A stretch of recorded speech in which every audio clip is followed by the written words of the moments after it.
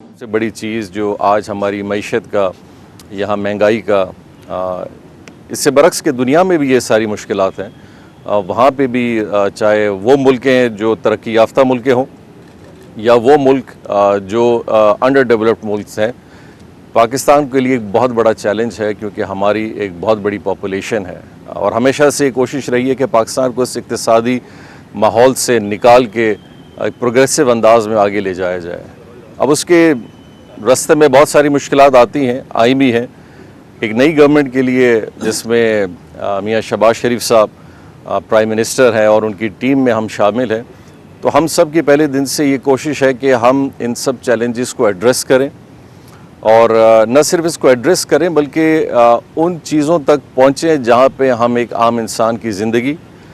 और इस मुल्क की इस मईशत के हवाले से चीज़ों को बेहतर कर सकें। और मेरे ख़्याल से आपने देखा होगा कि पहले दिन से प्राइम मिनिस्टर साहब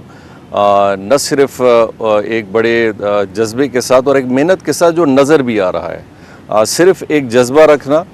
और ख़यालात रखना अलग बात है, अमली तौर पे उसको जब तक आप ग्राउंड पे नहीं दिखाते तो वो अपने असरात भी नहीं दिखाता। तो मैं अभी देख रहा हूँ जिस तरह फेडरल मिनिस्ट्रीज़ में जितने भी ज़िम्मेदारान हैं, वफाकी वज़रा हैं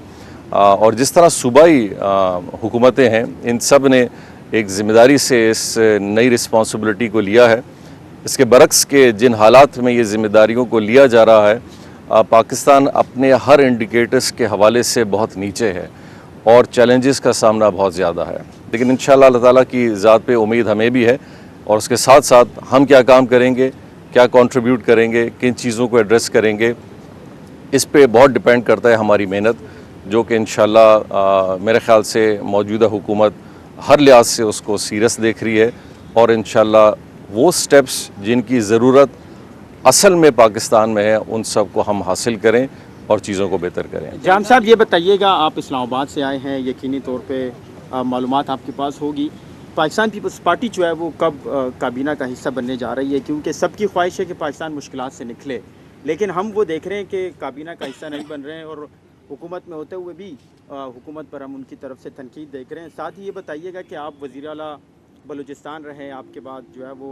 बिजुंजो साहब रहे, निगरान सेटअप रहा, अब बुगटी साहब भी है, बुगटी फार्मूला भी आजमाया जा रहा है, लेकिन आप क्या समझते हैं कि ऐसी कौन सी वजूहत है कि जिसकी वजह से बलूचिस्तान में अमन व अमान कायम नहीं हो पा रहा? कौन सी ऐसी मुश्किलात है? देखिए, सबसे पहली बात तो ये है कि पाकिस्तान पीपल्स पार्टी और दूसरी जमातें जिसमें MQM भी शामिल है, उसमें किसी हद तक नेशनल पार्टी और बलूचिस्तान अवामी पार्टी और दूसरी जमातें शामिल हैं, इन सब ने मिल के हुकूमत को तश्कील और उसके आने में एक बहुत बड़ा किरदार उनका है। अब वो अलग बात है कि आप हुकूमत का हिस्सा हैं या नहीं हैं, लेकिन कम से कम इस हुकूमत बनाने में सब हम हिस्सेदार हैं। जहाँ तक काबीना की बात है, यकीनी तौर पे उस फैसले में यकीनी तौर पे पाकिस्तान पीपल्स पार्टी के अपने कुछ ख़यालात भी होंगे, कुछ उनके तहफ़्फ़ुज़ात भी हो सकते हैं, लेकिन मेरे ख़्याल से पाकिस्तान मुस्लिम लीग नून में प्राइम मिनिस्टर साहब ने उनको बड़े वाज़ेह तौर पे पहले दिन से ही कहा कि बेहतर होगा कि पाकिस्तान पीपल्स पार्टी अब एक ज़िम्मेदाराना अंदाज में भी काबीना का हिस्सा बने, ताकि ये जो ज़िम्मेदारी इन कुछ जमातों ने ली है, चूँकि सिंध में उनकी हुकूमत है, बलूचिस्तान में हमारे साथ पाकिस्तान मुस्लिम लीग के साथ इत्तेहादी हैं, वहाँ भी उनकी हुकूमत कायम है, तो ये बरक्स इससे बरक्स के हम वफा का हिस्सा हो ना हो, अवाम जो है वो मेरे ख़्याल इन सब जमातों को एक ही प्लेटफॉर्म पे देखती है और इंशाअल्लाह मेरे ख़्याल इस पे आगे जाके हमारी फिर कोशिश होगी कि पाकिस्तान पीपल्स पार्टी के कायदीन को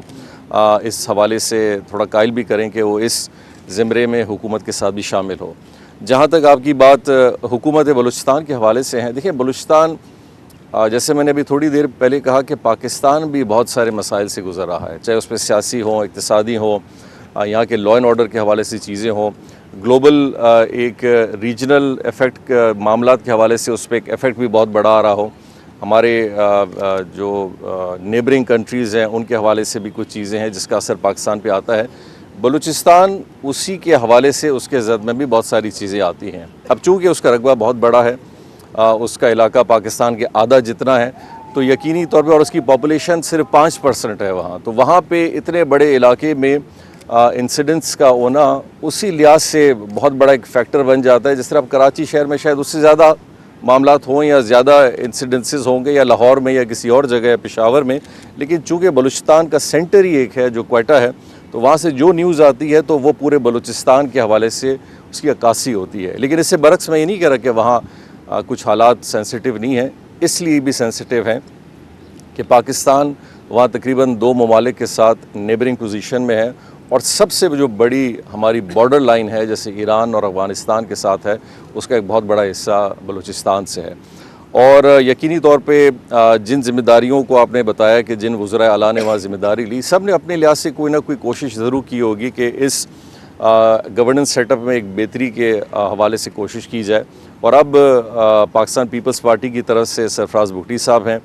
लेकिन उनके साथ नेशनल पार्टी भी एक जमात है जिन्होंने उनको सपोर्ट किया है। इसके साथ अवामी नेशनल पार्टी भी है, पाकिस्तान मुस्लिम लीग नून भी है, और ये बाकी जमातें भी हैं जो कि पाकिस्तान पीपल्स पार्टी के साथ वहाँ शरीक हैं। तो इंशाल्लाह वहाँ भी हमारी पूरी कोशिश होगी एज ए कोalition हम इन मसाइल को एड्रेस करें और बलूचिस्तान के लोगों के लिए हल करें। कराची के लोग बिलखुसूस अगर बात